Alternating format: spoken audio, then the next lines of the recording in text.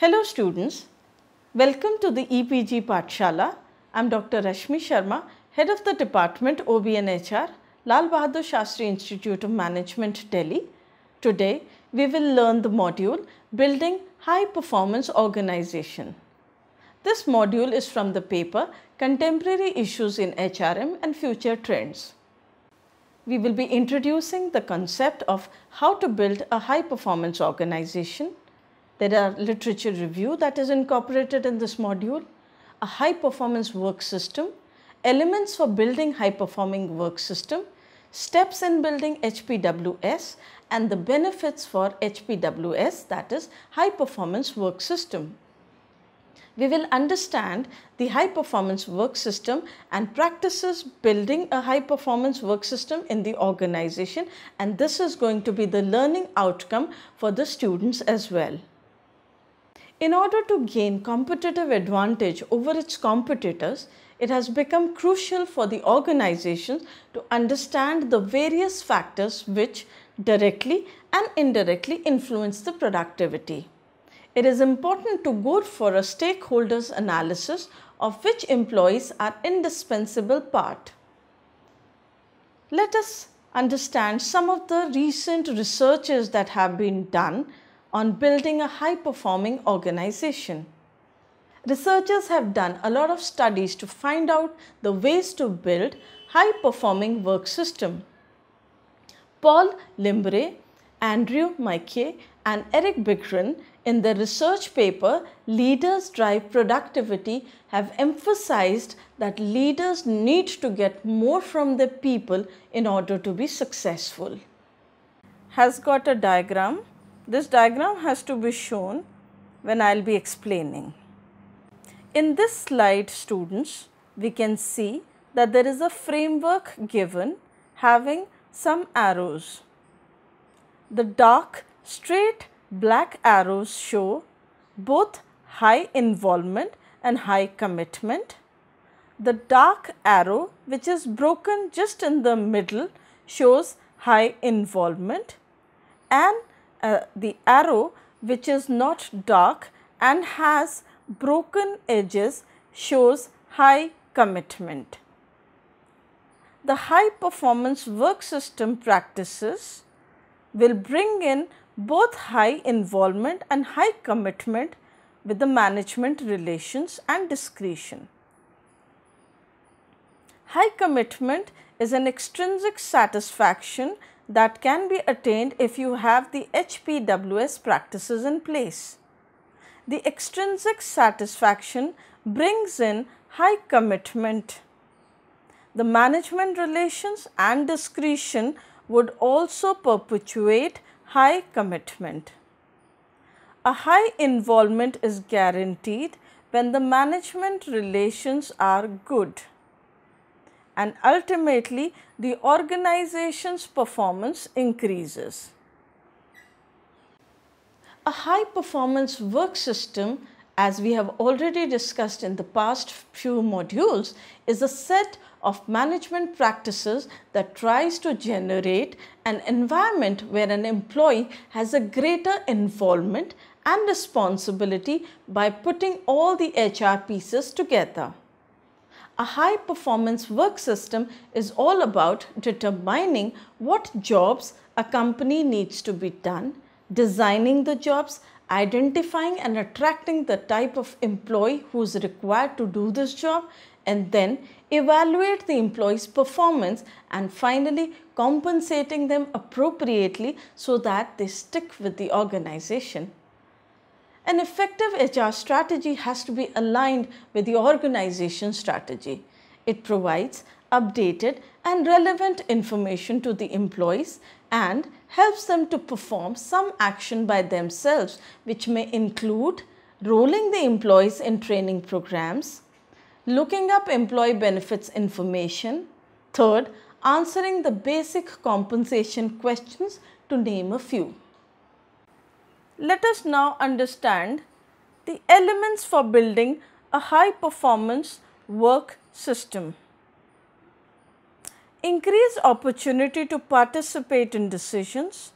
A high involvement in decision making precedes leads to an employee feeling much more empowered, which eventually turns into more commitment and thus achieving a culture of committed workforce by increasing their organizational citizenship behavior. Training enables managers and employees to develop necessary skills and knowledge that are required for current job and which may help them to achieve greater heights in near future. Employees see training as a part of their development process which helps in providing direction in career planning and goal achievement. Employee incentives without prudently gauging and weighing different components of compensation, even opportunity to participate and training can lower down. Incentives can be of various forms like stock options, bonus, pay rise to name a few, and can be broadly divided into monetary and non-monetary terms. The infrastructure for communicating and sharing information is important. Equipping the employees with various tools to carry out their jobs makes them much more robust to conduct their roles and responsibilities. Technology should never be neglected as its presence in day-to-day life has been felt and has become vital.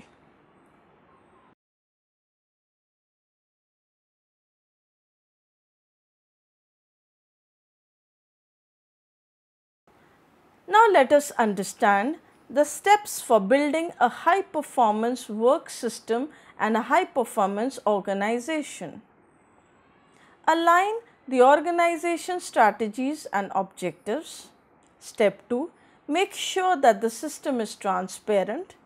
Improve the quality of perceived performance system by the individual.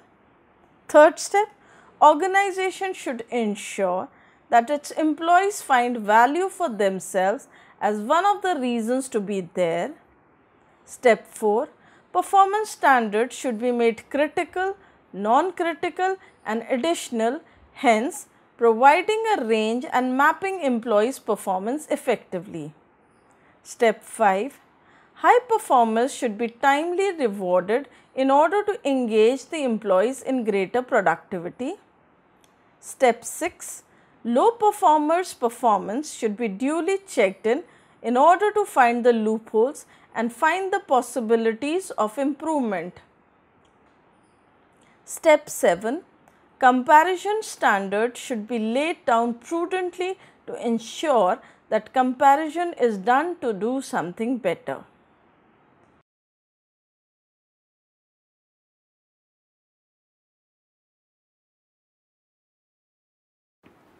When determining the goals, it is important that the goals should be SMART, that is SMART. S stands for specific, M stands for measurable, A stands for achievable, R stands for realistic and relevant, and T stands for time bound.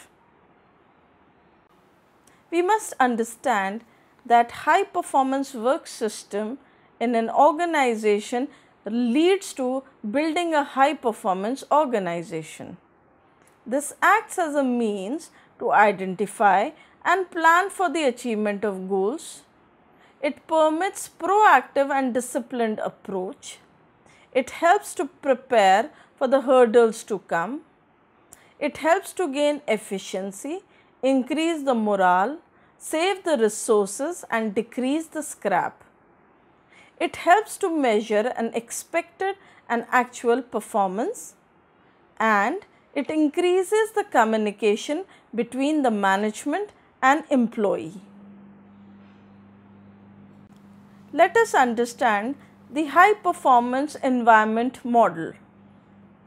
Professor Graham Jones has identified 4 components and their breakup to achieve the desired performance through high performance work environment model in order to outline a desired behavior and processes. As per the high performance environment model proposed by Professor Graham Jones, the first component is leadership.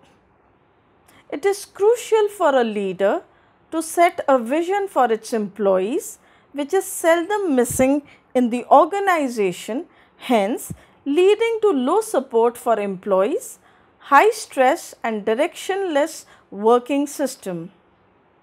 The following should be taken up by a leader. The leader must develop and communicate a compelling vision. The leaders must challenge their people to ensure that they are focused.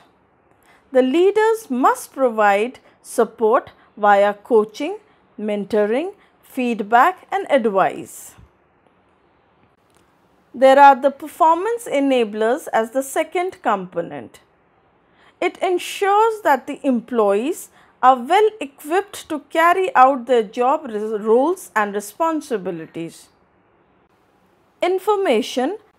Employees should be well informed about the structure, job roles and responsibilities, communication process, evaluation criteria by providing them with timely feedback. Instruments. Appropriate tool positively affect the performance. Incentives. It enables an employee to perform best out of his abilities. Except pay, various monetary and non-monetary incentives drive the performance such as strong relationships, open and honest communication. The third component is people. People are the most useful resource in any organization, but organizations need to understand that everybody is different from each other and they have a mix of the following which may vary, that is attitude, a settled way of thinking or feeling about something. Trust is a major player that shapes our attitude. Capacity. Ability to do the job is a blend of knowledge, experience and technical capabilities and characteristics like toughness, confidence and emotional intelligence. Behavior. Positive behaviors, that is tendency to react in a particular manner, leads to improved collaboration within and among teams and throughout the organization. The fourth component is focus.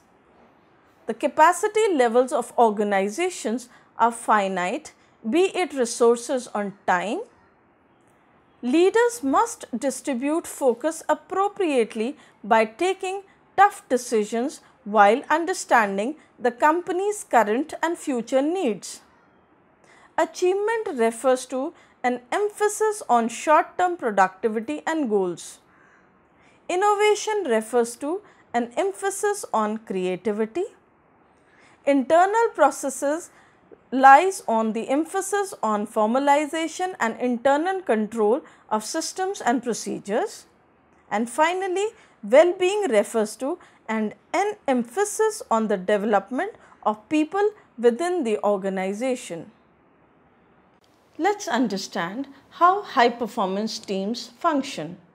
They act from clearly defined priorities, have a clear and vision of where they are headed to and what they want to accomplish. Identifying and solving some problems by creating and cooperating cross-functionally, making decisions when and where they occur. People are excited about the vision because they take part in creating it. They have a clear measure of success and receive feedback about how they are doing. They successfully manage their conflict and share leadership responsibilities. They participate in productive meetings, have clearly defined roles and work procedures, maintain an open communication and positive relationships with each other. How high-performance work system contribute to group performance? A study by Jake Messerschmidt, Pankaj Patel and David Lepak recently published in the Journal of Applied Psychology, the reference has been given in quadrant 4, helps us to understand how high performance work system contribute to the group performance. This study of employees and managers in 119 service departments of local governments in Wales examined both the direct effect of high performance HR practices that have on the departmental performance and how these practices affect the departmental performance indirectly by influencing the employee attitude and their discretionary behaviors.